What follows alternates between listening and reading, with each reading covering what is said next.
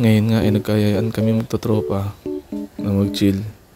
Kaya lang, banding lang namin. Naisipan eh.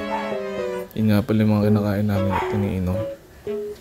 Tamang kwentuhan lang kami kasi yan, ganun. Yan, kaming tatlo yan. Ako, si Kevin, pinsan ko, tsaka yung bayaw niya. Kwentuhan na nga. Baga, hindi. Ano ngayon, magsa-summer? Pawisin ka ba? Parang hindi ka man pawisin eh. Pawisin ako, kung alam mo. Oh. Parang ano eh. Yung katabi ko, sabi niya. Oh. Ano may paa? Oh my God!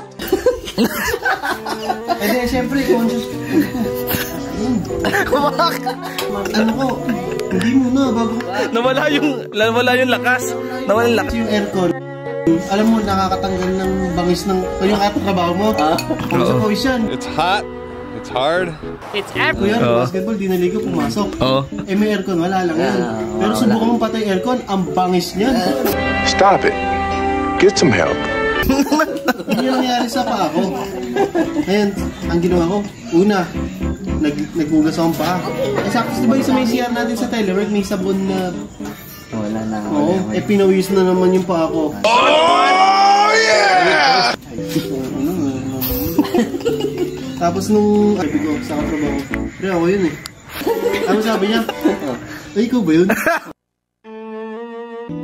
Ba, maliit siguro. Ano ko, papaliwanag na ako, pero at least, talaga. honest ka na. Honest na. Pero talaga sabi ko sa'yo, 1,000 yung goal ko nung araw na yun na yung CPU kasi namin eh. Ay, yung system unit. Diba, ito yung cubicle. Yan, ito, imagine mo, ito yung cubicle, nakaganyan.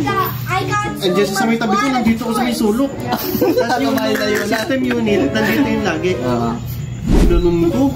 Para lang matakpan ng yung paa. Ito yung sa kanya. Ito na. Ikaw pre, naalala mo yung sa mo ang baho. Fuck it! Sabi mo, ay ikaw ba yun? Tapos naalala niya. Sabi niya, hindi naman kita yung ano pre. Parang hindi niya ako gusto ma-open. Sabi ko, hindi okay lang kahit ma-open. Totoo naman eh.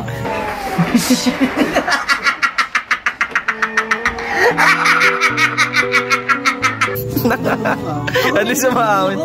Kasi may paborito akong tsinelas dati. Yan. Ano siya, yung para siyang tela. Napakabaho. Nabutan mo yan, yung tsinelas na yan? Hindi, napakabaho din ang bahay. Okay. Damn! Pawisin din. Pawis din. Ang nangyari naman sa anong mga high school ako, syempre high school na eh, conscious ka na yan. Yung pa ako ngayon, nagpapawis, eh yung tsinelas ko kasi na paborito, yung di ganon, yung may ganyan. Kunyari yung parang Nike slides. Oo, ganon. Tapos may tela yung nasa ano. Oo nga, tela yun eh. Laging bumabaho talaga. Kasi sobrang ano. Oo, yung nga ganun. Alam mo mga barkada ko, sabi nga, patay na yung paa mo. Oo, sabi sa akin talaga. Yun ang pangasar nila sa akin. Tsaka yung pack your feet, man. Ganun.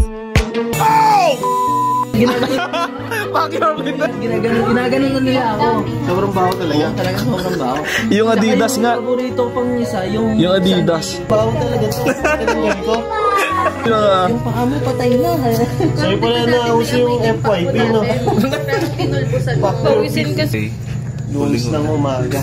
Papasok ako sa school. Parang eksena. Linggo yun, umalis yun, siyempre. Nakita ko ngayon yung kanyang Sapatos na paboritong medyas. Sinunod ko. Ang baho. Pero gusto ko nga maging looking good. Yes. Sinunod ko pa rin. Oo, kasi wala talaga akong medyas. Nangiram eh. Oo nga, hindi nga. Post. I don't like it.